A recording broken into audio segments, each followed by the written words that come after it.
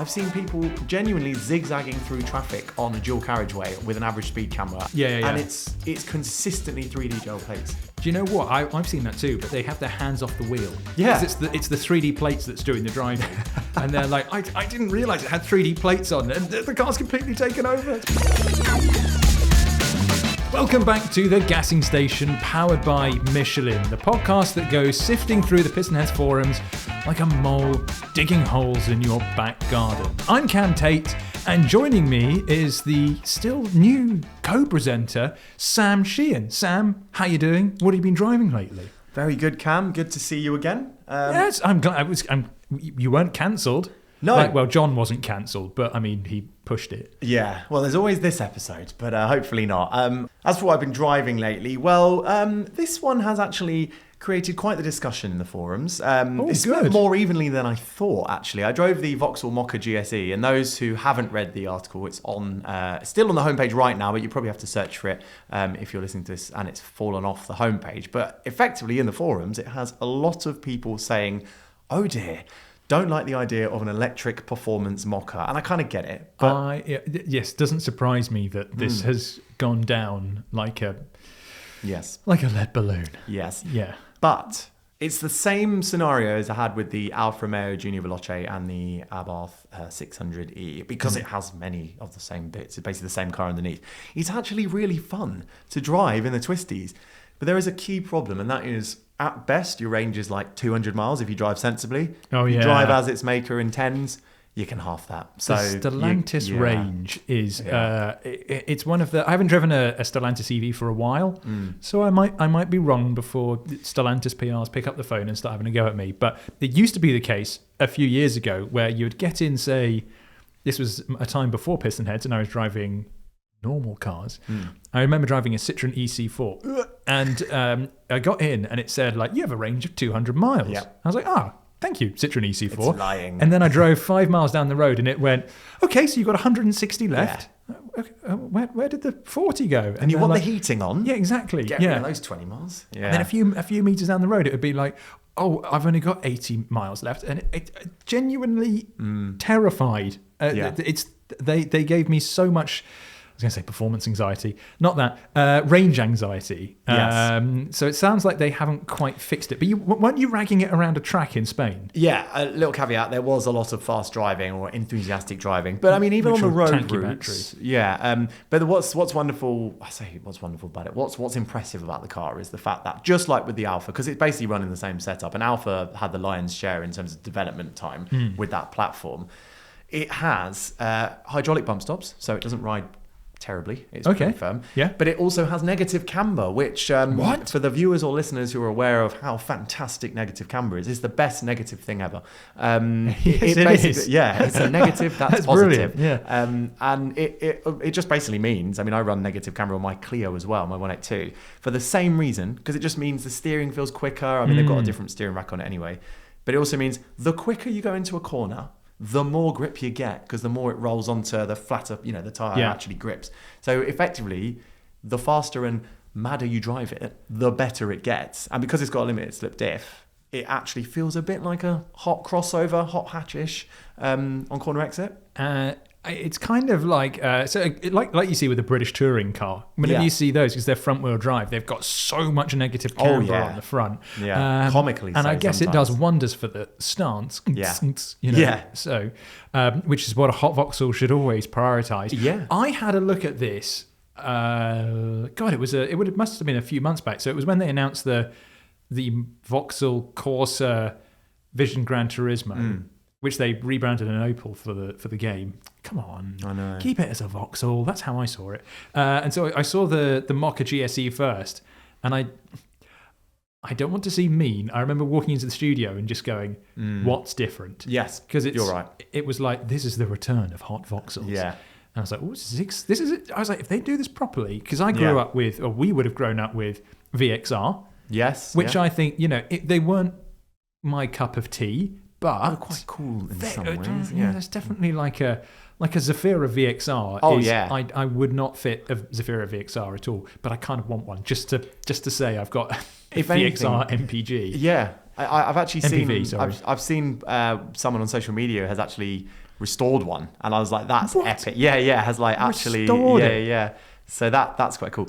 I also just want to shout out, I'm just going to try and find the actual review, shout out the PHer that called out my opening line in that piece. I said Vauxhall basically has admitted that its car lineup is about as fun as a wet Wednesday at the Bowls Club. Yes. And somebody commented back saying, effectively, don't knock wet Wednesdays at the Bowls Clubs. I'm going to find who it was, because it's... It was Monkey Legend who said... I have to disagree here. Yeah. Bowls on a wet Wednesday can be exciting. I don't want to ask any more details on that, by the way. Not especially. No, but it's good to know. Don't want to think too much about it, to be honest. Yeah. So what have they done to make this interesting? Because again, I'm looking at the comments here, Yes. and there is a good chunk of it's electric, so I don't care. Yes. We were talking about the Cayenne electric in the last one. Don't worry, it's not all going to be EV stuff. It's just that we've obviously had the Cayenne we had to talk about. It's a big car. The Mokka we've obviously just driven. I get it about the Cayenne being electric because it's massive. I get that. The Mokka, I'm not sure I would want a petrol engine Mokka, but then again, I also kind of find that an electric warmed up version doesn't really do it for me either. Yeah, I think the problem it has is exactly the same problem with obviously the Alpha and the Abarth, because they're the same. But it's also the Alpine A290, which I love, which is that they have the range of an urban car, but the chassis and enjoyment factor of a B-Road Blaster, as hard as that might be to believe if you haven't really driven a fast or fun EV, or especially a lower powered but still fun EV, because I think EVs used to be a bit of a one-trick pony, weren't they? They were just 0 to 60 stuff, and many of them still are that. But there's a few coming through now that kind of prove that you can still have, especially if you stick with the conventional stuff, the negative camber, decent Michelin tyres, a mechanical limited slip diff, all stuff we recognise from petrol performance cars. Add that to quickish EVs, and they are really fun, but it's hard to imagine who these cars are for, especially the Vauxhall. Firstly, because the interior looks the same as a normal Vauxhall, apart from that was seats. one of the problems I had. I just was like, so normal. The seats are kind of cool. The rest of it is just a Mokka. And I think I even asked, I was like, so is there any kind of like special graphics or anything that changed? And I think they were just kind of went, don't think so. Yeah. I think there's literally so much grey on the dash, like plastic space, for them to have put some stickers or just something. Just put a little like thing that just says GSE. Yeah. Just somewhere. It's just, the Ice Mario is actually put, quite like that, reasonably priced, just needs a proper colour, and has rightfully chosen a tropical green metallic paint, which is quite vibrant. I can imagine that looking, quite cool. It might clash with the yellow brake calipers, I don't know. But yeah, it's just, all of those cars have the fun factor. If you live, let's just say you live on the B660, although if you do, you're going to have a lot of police vans around nowadays, because I know they hang around there. But anywhere where there's opportunity to have fun, and your drive to your local supermarket is that's too short, isn't it? Let's say 20 miles away, and it's along the most epic route. These cars are perfect for you, potentially. Although I suppose if you didn't live in the city, why would you have an EV? Anyway, besides the point, they are good for short stints of fun.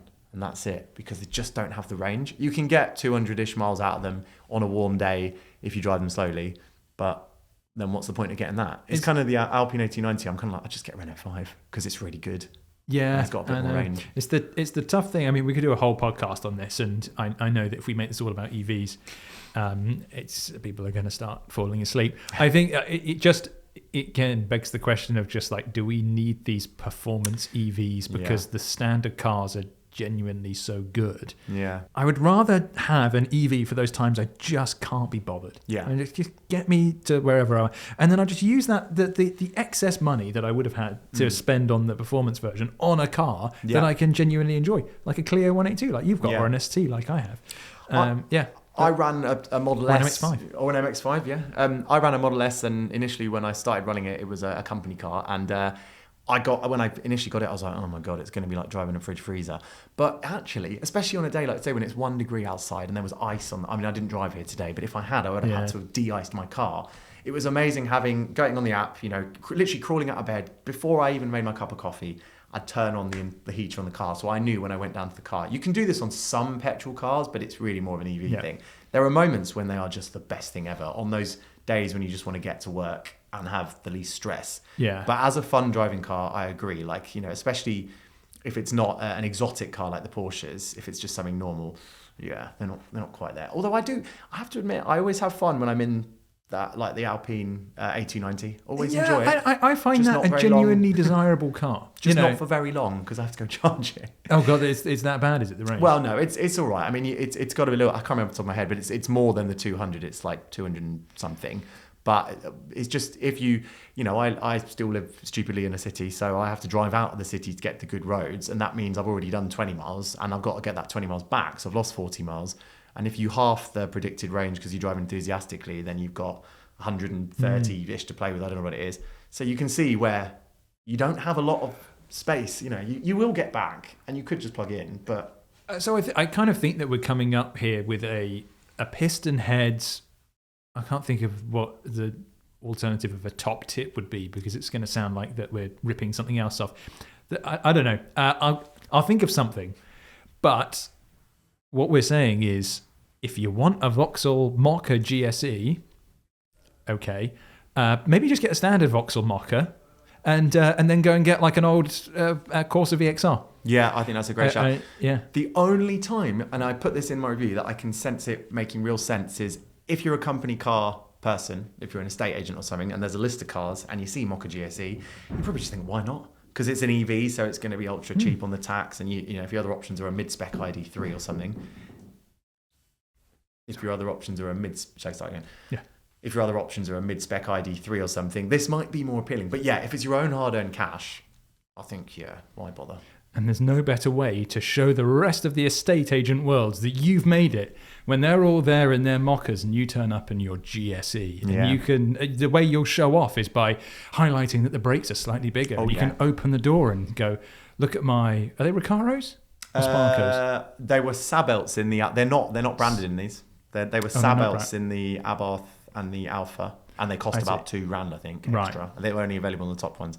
These are standard, non-branded, I believe, just GSEs. Marvellous. Well, that's the Vauxhall Mokka GSE, but that's not what we're here to talk about. We're here to talk about cars, and a little bit of sad news, Sam, to kick off our first topic. And that is the Ford Focus is officially no more. Now, we knew this was going to happen because Ford has been culling all of the cars that were good. Yeah. The Ford Fiesta has gone. That was the one where you just go like, why? I shed tears. That was one of the best-selling cars ever in the UK. Yeah. I'm assuming Europe as well. And the fact that that's gone, and it was such a brilliant car to drive. That was really disappointing. And now the Focus. So the final car rolled off the line last week. So the first one came out 1998. 12 million have been built since. Wow. So a hugely popular car. You also have performance versions, the ST 170s to start off with, the RS, the limited edition RS 500. There were touring cars built from it. There were rally cars built from it. It was such an important car, but now it's been killed off. And I think I'm going to start off by saying, because I think it would be really easy for us to sit here and bash Ford. It would be really easy for us to sit here and bash Ford about this. But their hand has been forced, hasn't it? Yes. Because there are like certain... It's just these EV rules, right? Yeah. The regulations are... I mean, the fines that they're going to have to pay if they don't hit the percentage... Was it 35% of the fleet has to be... zero or low emission by 2030 or something like that. That might be in Europe, but in the UK it's meant to be 100% by 2035, which is just it's tricky. There's a few brands already there, largely because they're either purely EV or they're very EV focused. So for you the toughness for these existing brands, which of course had all petrol and gradually phased out diesels, but they were still predominantly engine manufacturers. Look at Jaguar Land Rover as well. I mean that was a tricky one as well, because people who buy a Land Rover are more likely to want probably still a diesel engine, actually, aren't they? Because they do a bit of towing or they use them. Yeah. So it's really tough for these brands. And I think that the hardest thing as well is obviously the Fiesta was crazy because it was still pretty much number one in the UK when it got killed off. Do you know what I was going to say? I think that's the problem. I think it was because they were too good. Yeah. It's because if you say like, what Ford has got at the moment is it kind of says, like, we have EVs. Yeah. Why would you want to buy a Fiesta when you could have a new Capri or an Explorer or a Mustang Mach-E? And the Mustang Mach-E has its... I've not driven the other two. I haven't heard the best things about the Capri. The Mach-E, I've driven one of those. Wasn't too bad. No. It was several years ago now, so the game's moved on, obviously. But they say you could have had all of these, and you buy a Fiesta instead. And because there's so many that were being sold, that's what drives the fleet emissions up. Yeah, which is such a pain in the backside.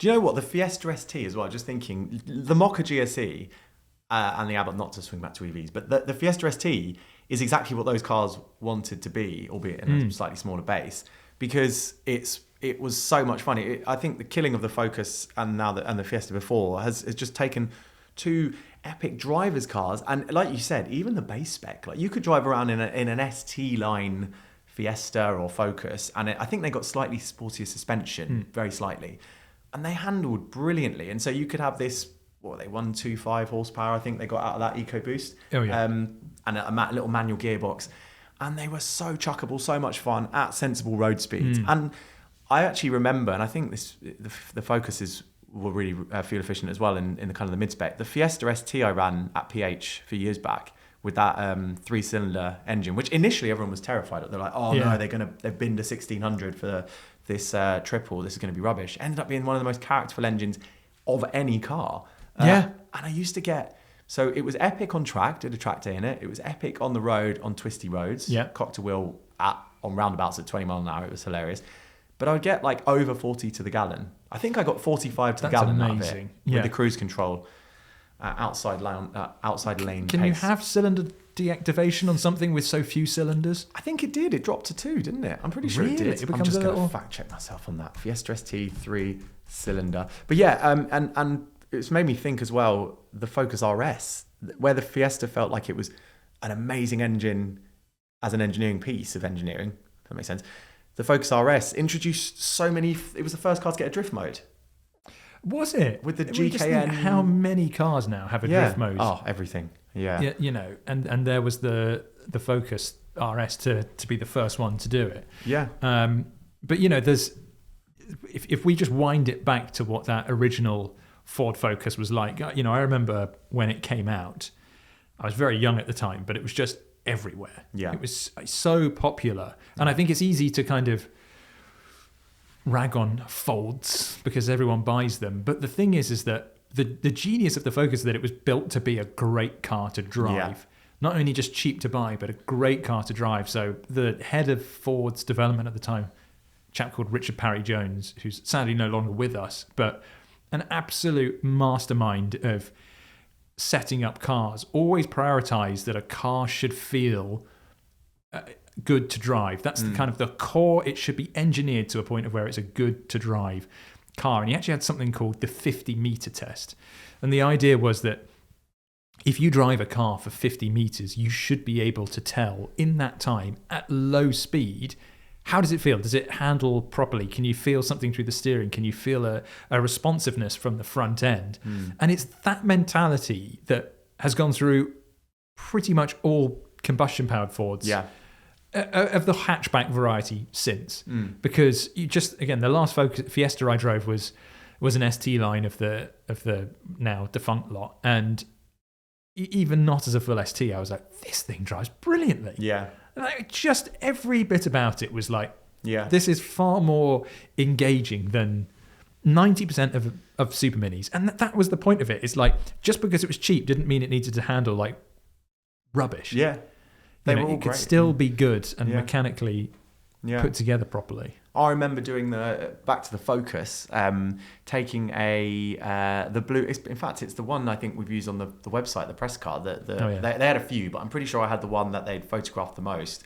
And it was when I was on a shoot with Luke Lacey, the brilliant photographer, and we drove snapper. All the way. Yeah, excellent snapper. I have one of his pictures printed on my wall actually from this trip. Drove to Spa, as in the racetrack. We didn't have that was another trip. But we drove to Spa, did a track day there after the weekend of the WC event, which preceded Le Mans. Ford was definitely sandbagging at that, by the way. because they weren't that quick, and then oh my god, they were really fast at Le Mans, and oh wow. So but yeah, and ended up having speaking to is it Marino Franchitti, wasn't it? Yes, right? Yes, fantastic. Fantastic. Obviously, brother of famous Dario. Yes, exactly. Fantastic driver, really great chap. And I said to him, very different car to your Ford GTE car. But how can I get the most out of this RS? You've driven a few, and he said, just leave it in drift mode for the entire track day. He was like, don't drift. You can't drift because you get black flagged on a track day if you do drift, unless it's a drifting day. I just left it in drift mode, and I basically had a slightly tail-happy Focus. It was epic fun. I did have to manage tyres a little bit towards the end because I was like, we need to get home on these. And I was sort of keeping up with the Cayman GT4 at one point, which was being driven. So it just emphasises the performance of that car. Yeah. I was so glad that they introduced all-wheel drive on that final iteration. It's a shame that it was the final iteration, but the first Focus RS was... I think it was 70% of the parts were brand new on it. I mean, there was a car that famously Ford made a loss on each one, which is why the Fiesta RS never came to be, and I'm trying to make it happen. Was canned because the same approach that they had for that original Focus RS, they just couldn't make it work for the Fiesta, particularly on such a cheap car. But it was a massively bespoke thing. They kept it front wheel drive. They put the Quaife LSD on it. Yeah. Some people loved it. Some people hated it. Then on the second generation one, they put the 5-cylinder turbo engine from a Volvo in the front of it, gave it 300 odd horsepower, and everyone was like, how on earth are you going to put 300 horsepower through the front wheels? Because as we were just talking about, Vauxhall and VXR, they were doing the same thing, and it was just torque steering hell. And I remember Alfa Romeo did the same with the 147 GTA. And that was supposed to be just awful. But they developed this thing called the Revo Knuckle, which essentially helped... I believe it was that was a big part in helping reduce torque steer. Yeah, it was, yeah. And I've never had the chance to drive one. I'd absolutely love to. But those Mark II RSs are, again, said to be just fantastic to drive. And immense tuning potential. Yeah. And they look so good. You can get them in fantastic colours, can't you? There was that green that looked really good. An old colleague of mine bought one when it was new, which was amazing because I was working part-time in a computer shop in a small town. Wow. This was before college. And he bought one brand new that was white. And I was like, how could you? How could you buy a white one when there's that green? Yeah. I guess it now. I think I would struggle to... I mean, well, waking up in the morning and looking outside and having your retinas immediately singed by this massive green Focus on the drive. Oh, they look so cool, though. But they did look incredibly cool. And then, it culminated in that Mark III RS, which is... epic. It's almost like up there with GI Harrison, Impreza and Evos of the kind of all-wheel drive, yobbish legend. Yeah. And I've just been fact-checking myself. I went on, the first time I drove the Focus RS, it was actually an Evoque. Hear me out on this. I went on a GKN driveline, or GKN, a British company. I just double-checked. They're headquartered in London. So this was quite cool that they developed the hardware that went into the all-wheel drive system, which enables the drift mode. Yeah. And they also developed a similar system, albeit without the drift mode, for the Evoque. And they had a demonstrator there that had more focus in it than Evoque, but it was in an Evoque, if that makes sense. Drove it on the snow, and I was like, this is really fun, and it's drifting around a bit. And it made me think, actually, a lot of the best petrol-engined Fords of recent years had a real European, if not British, flavour to them. They had bits of either development here or componentry from here. And I guess with the these electric ones now, they're a much more global car, maybe more US developed or something, which isn't necessarily always a bad thing, but it means they might not work. I'm not optimistic that a Capri performance version would drive as well as, because even the Puma, by the way, which is obviously, you can still get the petrol version of that. Obviously the Gen E electric as well. Even that, you can feel the Fiesta in it. It handles pretty good. It does, yeah. I mean, I drove one of those back to back, and it did feel. I mean, that they felt more similar than dissimilar, but I think compared to what everything else that Ford's making now, it's they were much more closely tied. And I think a lot of people almost kind of think that, or used to think that Ford was a British brand because the cars were built here in Dagenham, but also because not only were they just hugely popular here, but it was because they were so well developed for UK roads. It just felt like a car that was purpose built, or the Fiesta and the Focus very much purpose built for the UK. So it's gone. You're not going to be able to buy one anymore. But what you can do is head onto the classifieds and buy one. And the good thing is you can get them for absolutely dirt cheap. So if you want one of the 2.5 litre STs, for instance, the Mark II, you can get them from around $5,000. Which is I mean that's a and you're getting engine over 200 and I can't remember how much. I think it's about 230, maybe a bit more than 230 horsepower from that. That engine would ensure it would stabilise a huge amount of tuning potential in it. Obviously, you could also get Focus ST Estates. Oh yeah, but I'd say they're not that common. But we've had one. It's sold already, just because they are hugely popular. Maybe someone read this article and saw that. Oh God, I need to get a Focus now before they go up. But you could get those for $6,000 up. I mean, it's just getting a good Focus. And even there are people out there, and I totally think this is a cool thing to do, who just buy a standard Focus, a standard Mark 1, just to appreciate what a brilliantly engineered car that is. That design as well, I mean, I think it's aged fantastically. I think it's in standard Focus form it has, and I think in ST170, I think exterior wise, the Mark 1 RS looks unbelievably cool. I think it's potentially the best looking of the three. Interior wise, it's weird. It has that kind of like curving. You can see they were trying to do something bold, but and the blue stripe Recaro, the blue stripe Sparco seats. I mean, each to their own. I mean, it was very much of its era. There are obviously loads of specials that you can get to. Mountune did some really incredible stuff. I mean, like they never made an RS Club Sport, other than but Mountune very much took up that mantle. Strip the interior, make it a little bit lighter, cram a heck of a lot of power in it. I mean, there were up to I think it was over 350 people were getting out of the Mark IIs at least. The RS 500 Mark II, which I think upped it to about 350 horsepower. That was the matte black one with the black everything. Those are silly money now. I bet. I mean, they are crazy money. We've not had one for sale on PH for a while, but they were usually going for around about, closer to 100,000 than 50. So that's like 3-door Cosy, Absolutely. And it's only going to go up from now, I think. And lastly, right here, I can put a picture up on this one because we do actually have it. There is the red edition, which sounds like, who the hell cares about a red car? But it did have more power. Again, this was 350 horsepower as well so this was the Mark III. And that comes from the paint, I suppose. That absolutely. Paint alone just drives that right up. So that's 31,995 for one of those. So go get a sporty Focus, Focus, because you're not going to be able to buy a new one. Well, for the foreseeable future, if ever again. And a Mark 1. I honestly, a Boggo Mark 1, just as a little runabout. So there you go. Sad news about the Focus coming off the production line. Very sad indeed. However, if you want an alternative, just quickly fire one out. VW Golf GTI. That's a good Focus alternative. I mean, it's probably not as good as a Focus, but it's not a bad substitute. What gen? Got to be not Mark 8.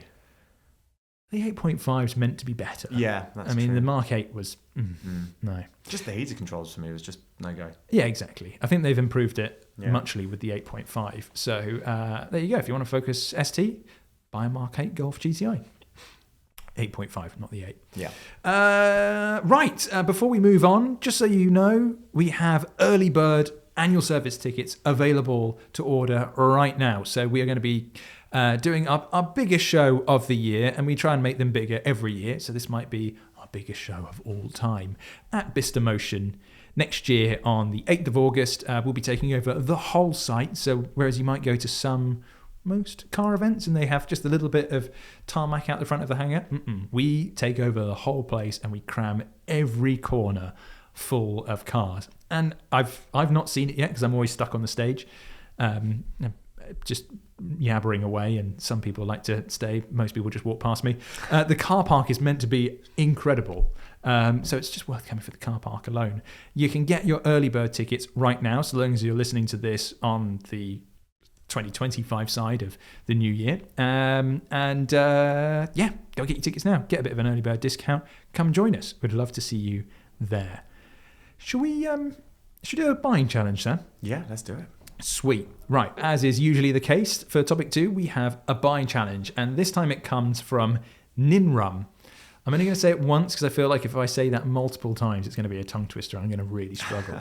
And they say, I have come into some completely unexpected and unearned money. So it is largely guilt-free, albeit I can invest it. Strong start. Yes. Strong start there. Dream start. I'm 33, no kids or partner, small mortgage, decent salary, and want for very little. Even stronger start. I currently have a Mark 7 Golf R DSG, R53 Mini Cooper S manual, nice, and a 2002 Audi A2. Interesting. Cool. I mean, it's ahead of its three-car time. garage, Yeah. all of which I enjoy for different reasons and run all year round. I could add a fourth or swap one out depending on the car. I don't have a garage, but could arrange for something for the right vehicle. Whatever it is, I would like it to not bankrupt me if something goes wrong, not depreciate like a stone, and offer something different that I could take to events, and drive when all I am doing is just that. Possibly even tick off some dream boxes. If it was drivable investment, even better. Open to ideas. Here are the cars that's crossed their mind. So they've gone F-Type Cabriolet, or Roadster, or whatever they would call them. Yes. Alfa Romeo 4C Spider. BMW M4 Cabriolet. Not sure about the depreciating like a stone on that one. Yeah. BMW M6, again, depreciation. Lotus Elise, Maserati 3200, Morgan 3-wheeler, or Morgan 4.4. However, the dream cars are an Audi R8 V10 manual, Ferrari 612 Scaglietti, Ferrari 360, and a Maserati Gran Turismo. Ooh, good engine. This is, I'm going to say them again actually, because such a Ninrum, amazing post this, and we had a huge amount of fun spending your money. So, Sam, you've been digging through the classifieds and the auctions. Has anything crossed your mind or come across you? Because I really hope it has. Yeah, I mean, the first car I'm going to pick out is a car I have real fond memories of. I did a review for PistonHeads years ago, and I remember the drive like yesterday. It was in a Mercedes AMG C63S Coupe, nice. which I just think looks so cool. It's got this, the swelled arches, just the way that all the weight of the car, even though you've got a big bonnet, it seems to sort of hunch over its rear wheels a bit. It's like it's a dog, about to leap off or something. It just looks great. It's the opposite of an original A45 AMG, which had all of its muscle up front then had two little dinky wheels that it just dragged along at the back. Yeah, so to me, it just has muscle in its design, and it has genuine muscle. I mean, that engine is epic. The gearbox is great. It doesn't ride too badly either. It's got a nice suspension. I quite like the interior. They're not necessarily the best interiors out there, and I think, but this was probably a bit of a better spot, I think, for Merc. And I just think they're a fabulous car. I think as a car to drive to events, I mean, it might actually be a bit too sensible for him because, you could feasibly use this one, maybe not every day with the fuel costs, although if he's got a few quid now, might not be a problem. This is going to be a lovely car just to drive all the time, not just on those extreme days.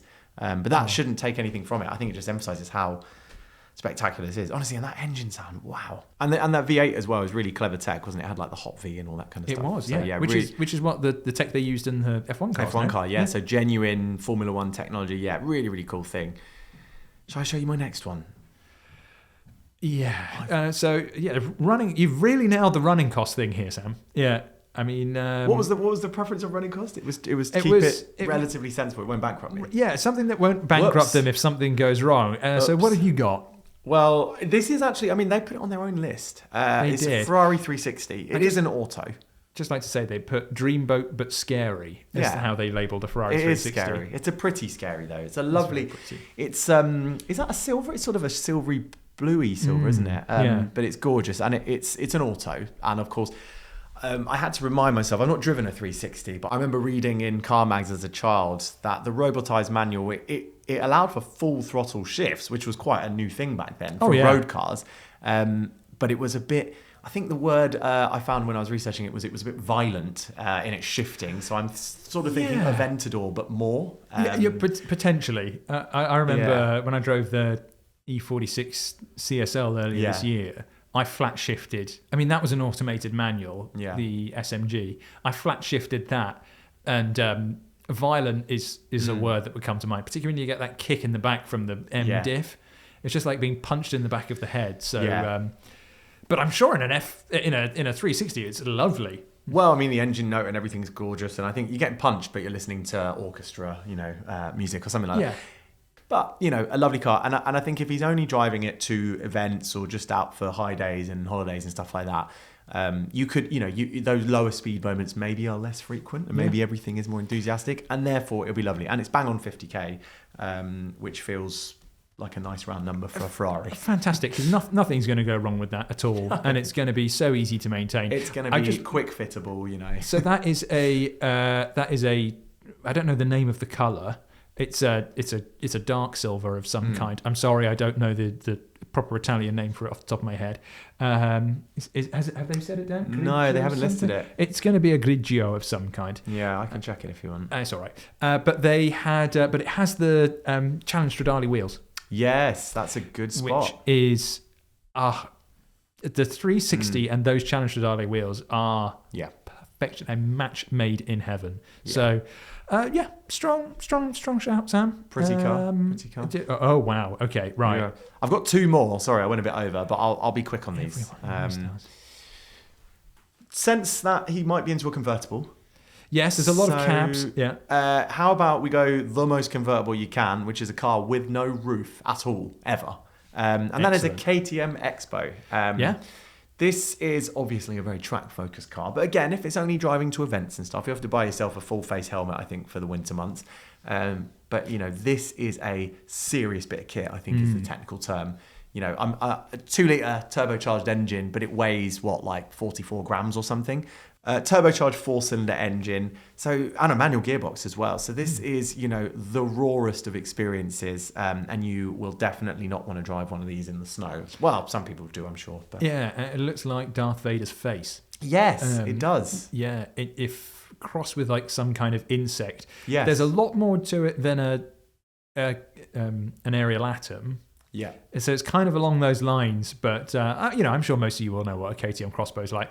It's It's bare bones, but it will tick the ridiculously fun. I'm not sure about depreciation on something like that, but it's it's a KTM crossbow. This is a 2009 car as well. So, okay, here's another thing as well. If that's a 2009 car, that could come out tomorrow and would still look bang up to date. Yeah, yeah. I mean, that's going to grab a lot of attention. So, okay, good shout. Exactly.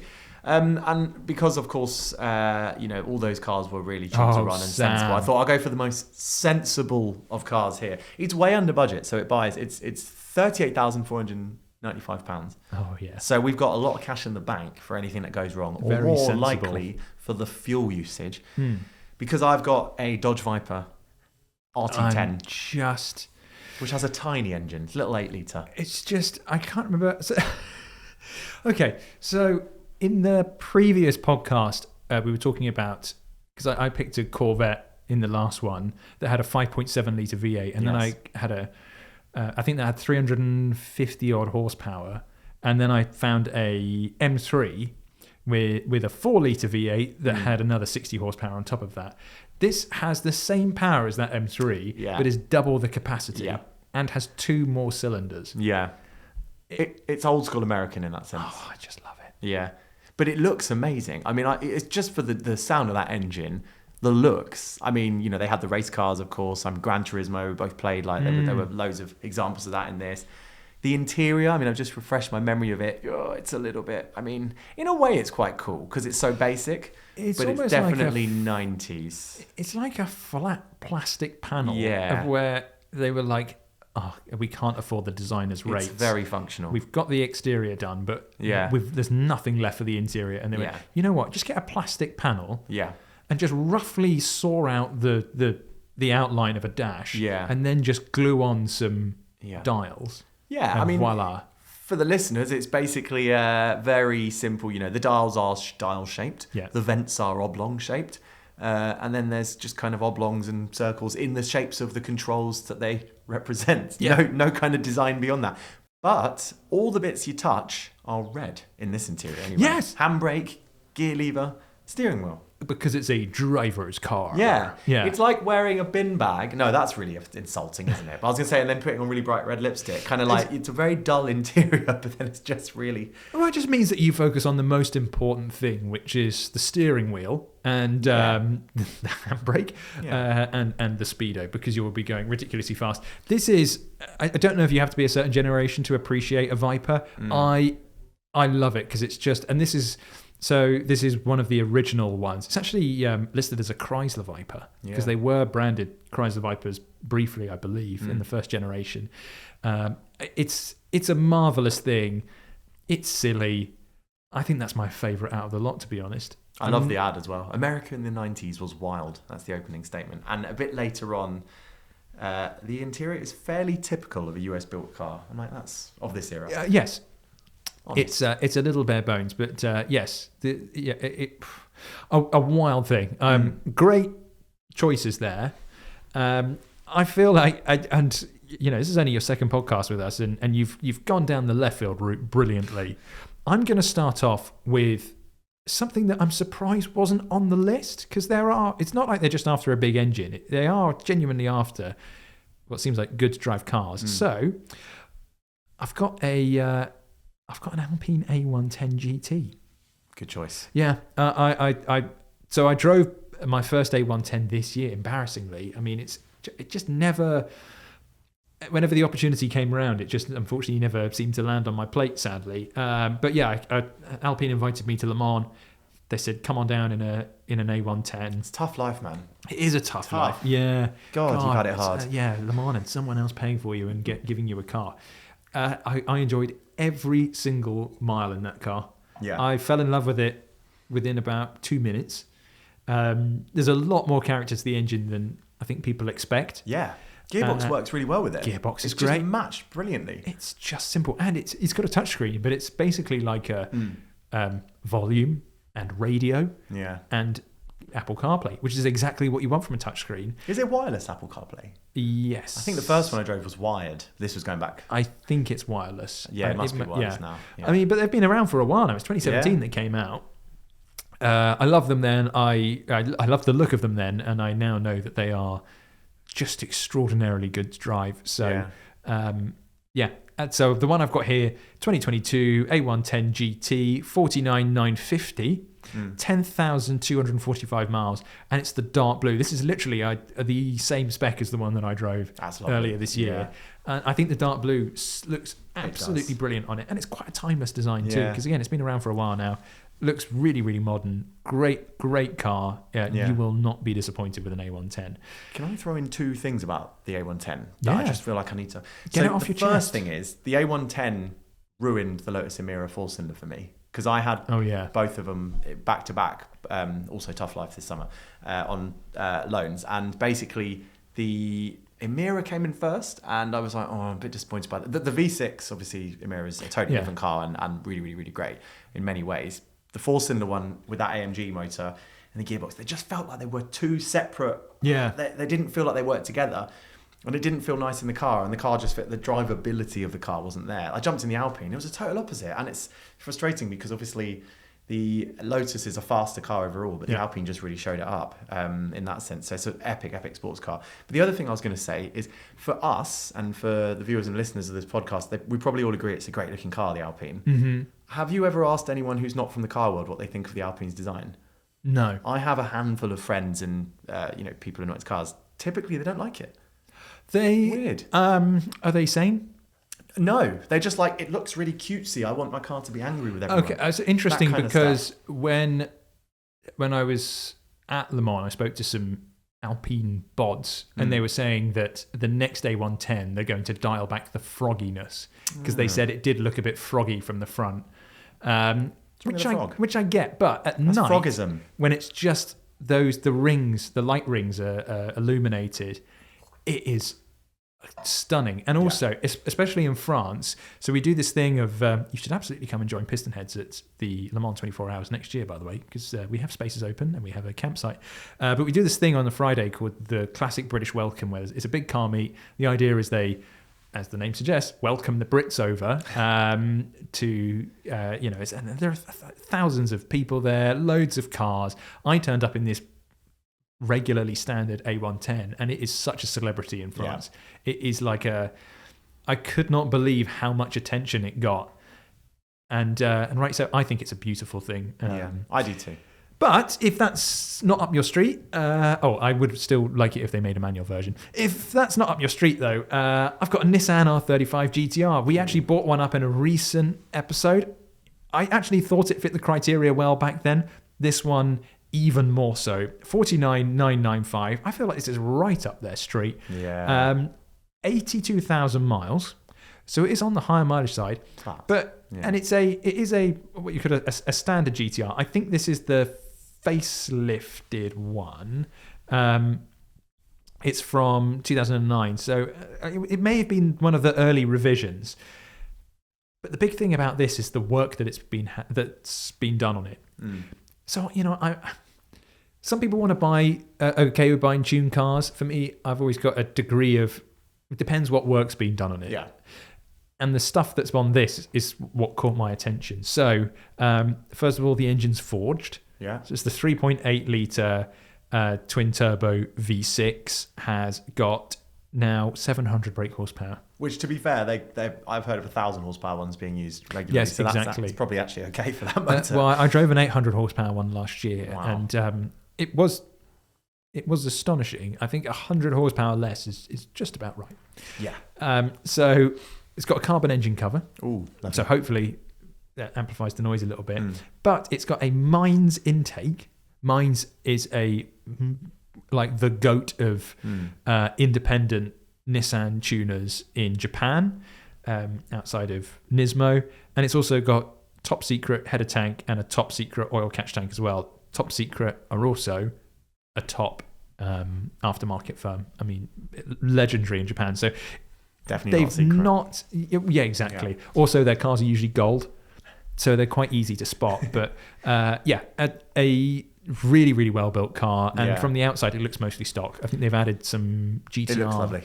Some Nismo style kind of red highlights, but otherwise, really nice. They've aged really well. And those insults that were thrown at them by people who hadn't driven them back in the day about them being computers driving themselves, it feels even less appropriate now, because even computerized cars with the noughties are super analog versus today's cars. Well, they've got hydraulic steering still, I believe. Yeah, they were great. They're not, they've got a lot of tech aboard, but you still have to drive them. They still really reward you. I feel like maybe back then, yes, they were very computerized, but as you're right, they feel incredibly analog by today's standard. And before I drove it, I actually bumped into former PistonHeads editor Dan Trent, and we were talking about it, and I was like, I've heard so much about them being digital, and he's like, it's wrong. Yeah, they're actually really analog cars. They're epic. And he was right. Fantastic car. But that's not what I'm going for.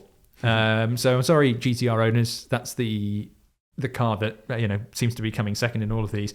Because I found a Lotus Exige S Roadster. Yeah. So it's you can take the top off. It's the V6, 350 horsepower, and this is, I just think these are absolutely sublime. So it's in red with a cream interior. I remember about 10 years ago hearing one of these go through the streets of Guildford relatively slowly, and it must have had a slightly freer flowing exhaust, and it's one of the greatest exhaust notes I've ever heard.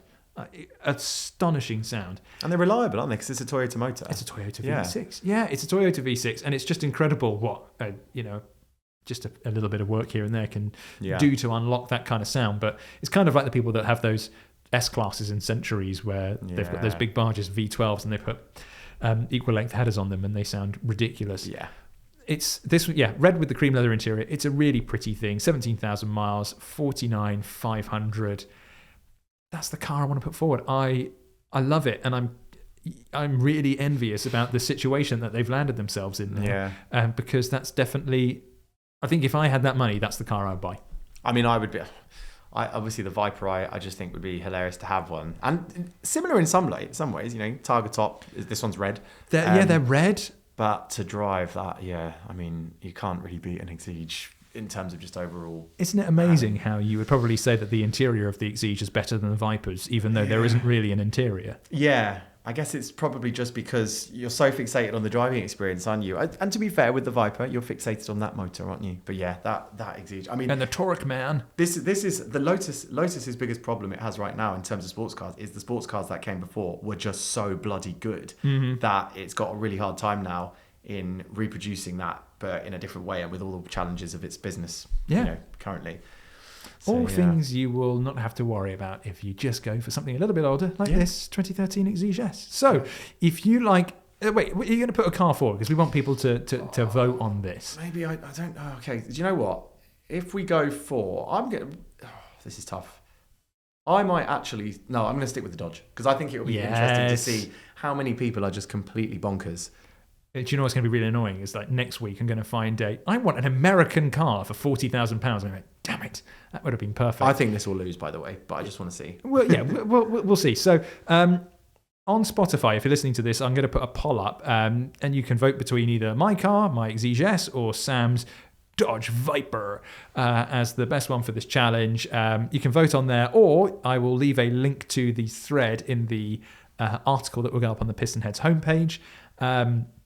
And you can go and respond in there with your own picks, and you could even say, Cam, Sam, your picks are rubbish. Now, I had a look through the auctions. We're actually recording this a couple of weeks in advance, so anything that I talk about now will have already sold. But always make sure you check the auctions, because we've got new stuff coming out all the time, and something might be right up your alley. Or if you've got something that you think, I've got a car that will fit the bill, then you can also sell on auctions too. Just go to pistonheads.com/sell, plug your car details in, and if it matches our criteria, someone will be in touch to go and get that sale organised. Sam? Yes, Cam? Before we get to topic 3, I've got to do the Michelin promo, because you can get up to £100 off a new set of Michelin tyres. Just go to pistonheads.com/Michelin, put your car details in, and see how much you could save on a new set of Michelin tyres. It'll be between something and £100. Right. I've been thinking about Michelins, lately. Have you? Cross climates. Yeah. This weather, this cold snap. Instantly, I'm like, I need a cross climate. I've heard really good things about the new cross climates. God, I didn't think we'd be getting into tyre chat. And this is completely unprompted by the partner, by the way. But yeah, no, it's. I agree with you. I think those cross climates, I've heard very good things about them. But we need to get onto our third topic, and this is, get ready to get enraged, because this is called "What is Your Nemesis Car?" and it's by 8 Iker Dave, which I think the 8 is meant to be a B. Yeah. So I'm gonna do Biker Dave, and there's this 8 Iker. It's, for me, it's the Hyundai i10. I can't recall ever seeing one driven well. Normally covered in scrapes on every corner, never clean, and missing a wheel trim or two. I can cope with that, but the way they are driven is either 40 miles per hour everywhere or 10 miles per hour under the limit. Pulling out of junctions without looking, hogging the middle lane of the motorway, and genuinely being terrible. The moment I'm behind one, my heart sinks slightly. It's a running joke with my kids. That's... Oh no, Hyundai i10. Yeah. However, this is down to repeat experience. Kia Picantos are a close second, but which cars do you think are, here we go again? I'm not going down the cliche Audi, BMW route. For one, I drive a BMW and find that a lot of cases they do receive a disproportionate amount of flack and are driven by people who enjoy driving, or at least take it seriously. Of course, there are exceptions to the rule, like everything, but I genuinely think to own a Hyundai i10, you must be from a pool of people... I'm not going to say that last line because I think I'm going to get in trouble. But yeah, it's wow. So anyway, great post. Bald chap comes in with the Nissan Cash Cow, assuming he means the cash guy. Yeah. Because they make a lot of money from them. Never seen a single one driven properly. Do you know? I love these because these are cars that I never clock on the road at all. Just background noise, aren't they? Yeah, exactly. Yeah. I mean, we'll get into our Nemesis cars in a bit, but I'm definitely going to keep my eye open a lot more now. I've always associated the cash guy with people who just don't care. Yeah. It's just a car, isn't it? It's just a car. Yeah. I need a vehicle. Yeah. And I'm terrified about looking at cars. I have a Nissan dealer near me, and the cash guy I hear is pretty good. Yeah. UK Trail Monster says, I'm going with pickup trucks, often seen being driven on a mission to get ahead of traffic. 1 Series BMW M cars are a close second, almost guaranteed boy racer. There's a lot of Golf GTIs, Rs, Audi S3s in there as well. I'm also going to contribute, not many people have put this, Mercedes AMG/AMG line cars. Yeah. I know they've said, don't want to jump on the German car bandwagon, but that's just my experience. It does tend to be the AMG line cars in particular. Oh boy, God! If I once had an SLK with its nose so far up my rear end, I couldn't actually see the driver. So Sam, what are the cars that you see out and about that make you go, oh no? Do you know what? I think there's something that I'm going to scattergun the whole industry. Do it. Because I'm going to say any car with a 3D gel plate. And that's all cars with those. Because I just think... It's true. And I'm sorry if somebody has them on their cars and you're a perfectly fine driver. There will, like Biker Dave said, there will be exceptions to the rule. Yeah. But almost always, the same way that Biker Dave and his kids will see an i10 and go, oh, that car's going to be driven badly. Yeah. I'll see a 3D printed plate and I'll either think they're going to tailgate me, they're going to cut me up, or they're going to try and race away from the traffic lights, or all of the above. And I've seen worse. I've seen people genuinely zigzagging through traffic on a dual carriageway with an average speed camera, and they've clearly just, I don't know how they're going to get away with it. Maybe they know where the cameras are, how they work. I don't know. Driving like they're in a video game. Yeah. And it's consistently 3D gel plates. Do you know what? I've seen that too, but they have their hands off the wheel. Yeah. Because it's the 3D plates that's doing the driving. And they're like, I didn't realise it had 3D plates on, and the car's completely taken over. It's got a mind of its own. Well, you're not technically allowed to have them on as new plates now. You can't buy them, but they're still being sold everywhere. I see 25 plate cars, and brand new cars, especially if they bought a private plate and then they bought the 3D plate. Yeah, I find them frustrating. Even when I see them parked up on driveways, I think, God, I want to be around when that starts up, because they're going to tear off and probably cut me up. My dad's in his early 60s, and a few years ago, he's just sold it. A few years ago, he bought a Mercedes C43 Estate. So it's the 6-cylinder one, and it was relatively subtle in spec. It was the dark blue, but it had the black wheels with the silver lip. So it looked good, but it had 3D gel plates on it when he bought it. Yeah. And he's like, I hate these. I'm going to get rid of them. Yeah. But you never did though, Dad, did you? You kept them on. He cut me up on the A12. Yeah, that was it. That was him. Hands off the wheel, just going, I'm not doing anything. Yeah. But I feel like it's something that gets a hold of people's brain of where they go, oh, why? Yeah. Well, it's just that once they go, well, I quite like that it's a textured plate. No. And it's not just gel. Sorry, I'm saying gel because that's how I refer to them. But they do the non-gel ones, which are still just stuck on bits of plastic. But sometimes I've seen them on like a brand new Mercedes like CLA or something, and you're like, you might not love the design, but they're pretty elegant designs. Yeah. And then bang, it's kind of like, I think, like wearing a suit or a shirt and then accessorizing it with something from Sports Direct. Someone's going to post or comment now about how they've actually done that successfully. I'm sure it's possible, but I just think they take away from the class of cars. Yeah, I think. Maybe this is we're going too much of a tangent here, but because I don't really like the UK plate anyway. I hate the yellow at the back. I think it's, when you go to Europe and Germany and the likes of that, and you see just white plates back to front, you go, that's nice. That's clean. Switzerland as well. Do you know, apparently, I might be wrong in this, and I will get flack if I get this wrong, but I believe it's to differentiate between the front and the rear of a vehicle. It is, yeah, for safety. I mean, there are many other... Red lights are usually quite a good way of doing that, but it's like, oh, God, I thought it was the front, but thank God for the yellow plate. I think it was because it came in during the 70s when cars were looking quite symmetrical front and back. It was that 3-box era, wasn't it? Where so the you front... can blame the Austin Princess for it. Exactly. Yeah. So it's kind of like, is it the front? Is it the back? And yes, you've got the lights, but I guess they were for nighttime, maybe when the car's parked. I don't know.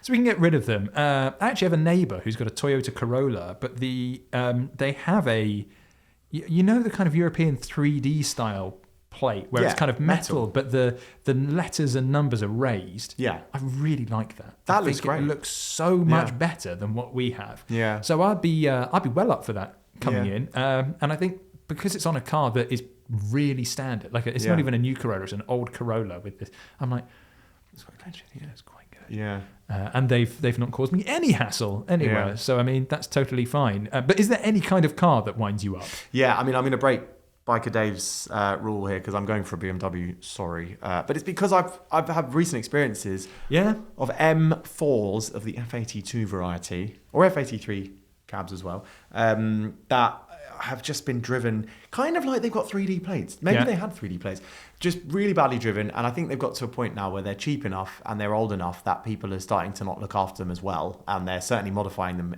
in distasteful ways. And look, each to their own, but it tends to be that they just remove all the silencers in the exhaust system. And that engine, was never the most orchestral to begin with. It wasn't the prettiest sounding note out that tailpipe. So to accentuate that is just brutal, really. I found myself stood next to a bunch of nanas on the roadside the other day, just shaking my head as one went by. Yeah, exactly. You're just like, oh no, don't, no, and they're like, oh, I don't like that. No, it's there is a. Now you say that, I was on the motorway the other day, and there is a black M4 that left just probably a mile behind me. Maybe not a mile, I might be exaggerating, but you just know in the pit of your stomach, you're like, it's coming for me. Yeah. And I'm trying to overtake someone. And it's an average speed limit. And you're just like, they should be fine. Nope, they're right on your backside within a few seconds. But they're not like, it's fine to be waiting, obviously, while you're overtaking someone. But it's just that kind of like, when they're kind of in that space between tailgating and following. Yeah. You're like, not a big fan. And they'll probably have a pops and bangs as well, which is another thing that just drives me nuts because it's all fake. In a race car, fine. Carburetor cars, fine. I'm definitely saving that for another when it's fake topic. Crackle maps. My one is you didn't say anything about no Mercedes, and I've already said something about the AMG line cars, but for me it's the Mercedes A-Class 180 or your equivalent entry-level Mercedes A-Class.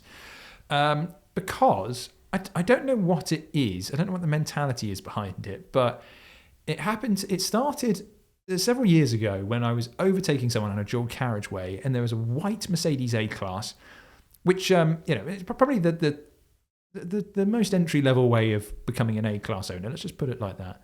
And I was overtaking somebody, and it's not one of those overtakes that you just do instantly. It was probably taking me a few seconds.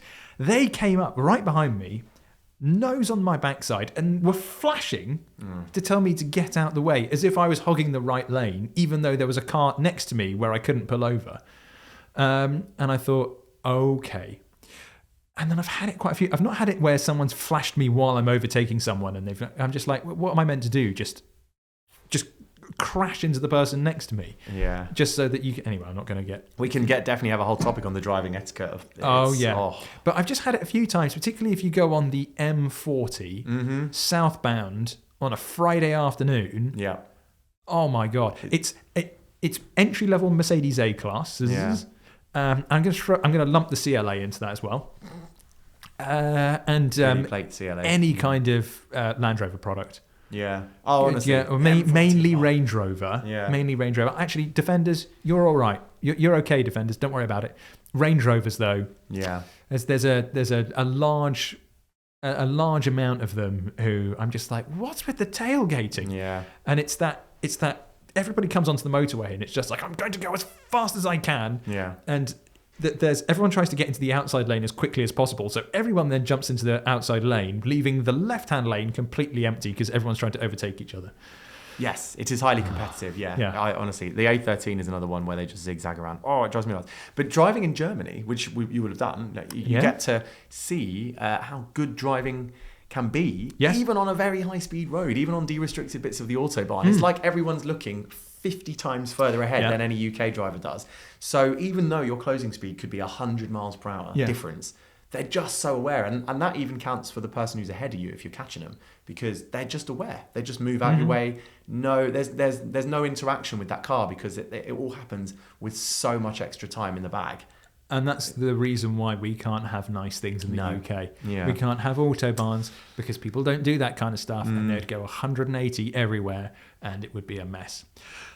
And on that note, that has been this week's episode of The Gassing Station. Thank you ever so much for listening. If you have enjoyed the last hour of waffling, please leave us a 5-star review. It really does mean a lot to us because not only does it show us that we're on the right track, but it actually helps get the Gassing Station out to more people. And it'd be lovely if that could happen, because then we can talk about more car stuff.